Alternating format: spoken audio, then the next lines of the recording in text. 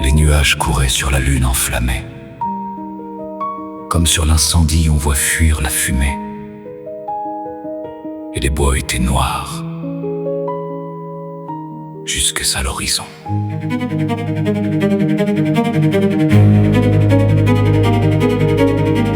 Nous marchions sans parler dans l'humide gazon,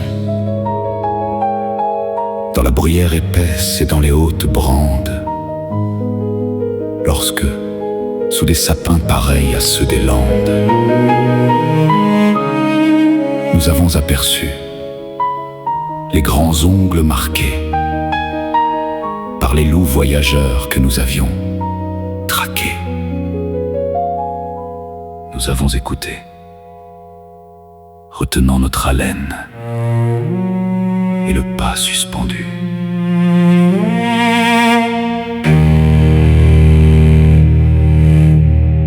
Ni le bois ni la plaine ne poussaient un soupir dans les airs. Seulement la girouette en deuil criait au firmament. Car le vent élevé bien au-dessus des terres n'effleurait de ses pieds que les tours solitaires et les chênes d'en bas contre les rocs penchés sur leurs coudes semblaient endormis et couchés.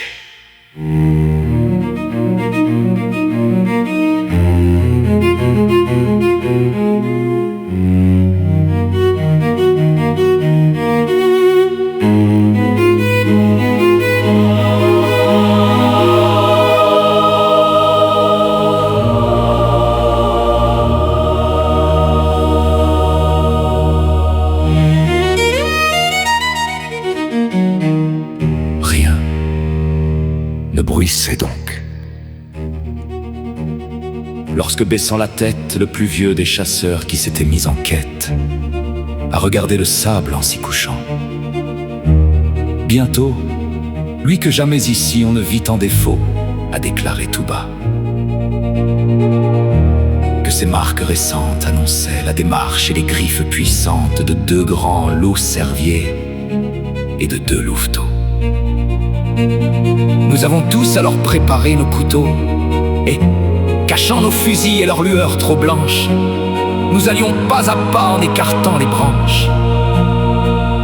Trois s'arrêtent, et moi, cherchant ce qu'ils voyaient, j'aperçois tout à coup deux yeux qui flamboyaient. Et je vois au-delà quatre formes légères qui dansaient sous la lune au milieu des bruyères, comme font chaque jour à grand bruit sous nos yeux quand le maître revient et l'évrier joyeux. Leurs formes étaient semblables et semblables la danse, mais les enfants du loup se jouaient en silence, sachant bien qu'à deux pas, ne dormant qu'à demi, se couche dans ses murs l'homme, leur ennemi.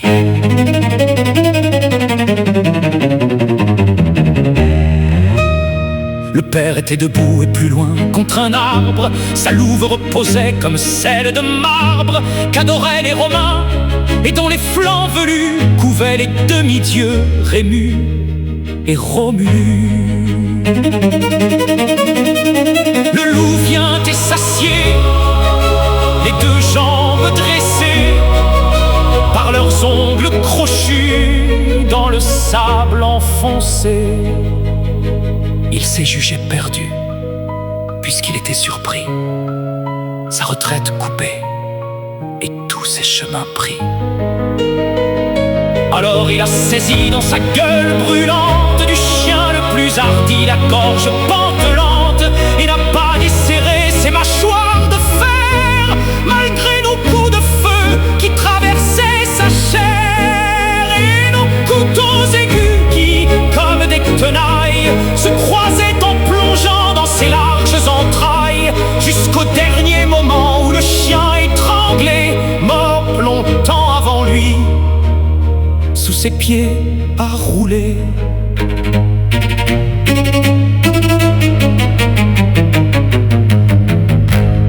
Le loup le quitte alors et puis il nous regarde.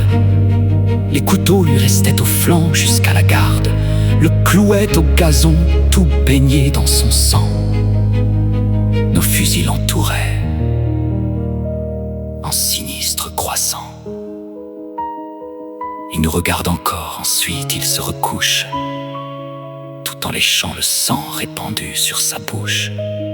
Et, sans daigner savoir comment il a péri, refermant ses grands yeux, meurt sans jeter un cri.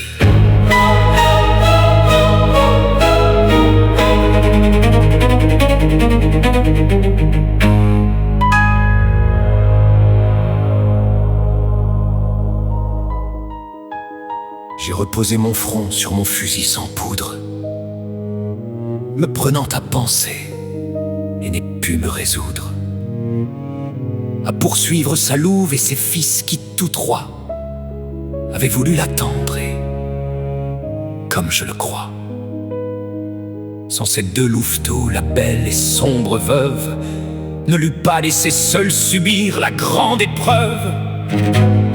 Mais son devoir était de les sauver, afin de pouvoir leur apprendre à bien souffrir la faim, à ne jamais entrer dans le pacte des villes que l'homme a fait avec les animaux serviles, qui chassent devant lui pour avoir le coucher les premiers possesseurs du bois et du rocher.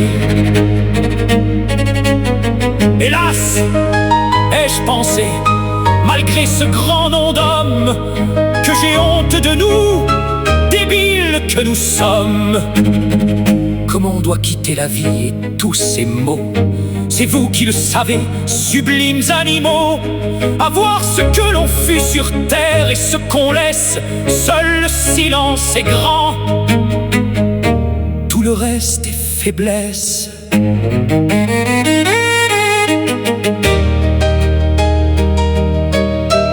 Je t'ai bien compris, sauvage voyageur, et ton dernier regard m'est allé jusqu'au cœur.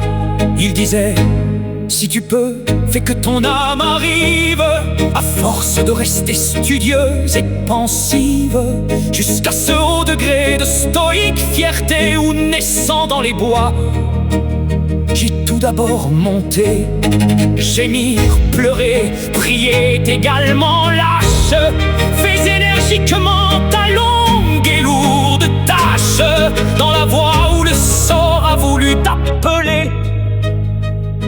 Puis après, comme moi, souffre et meurt sans parler.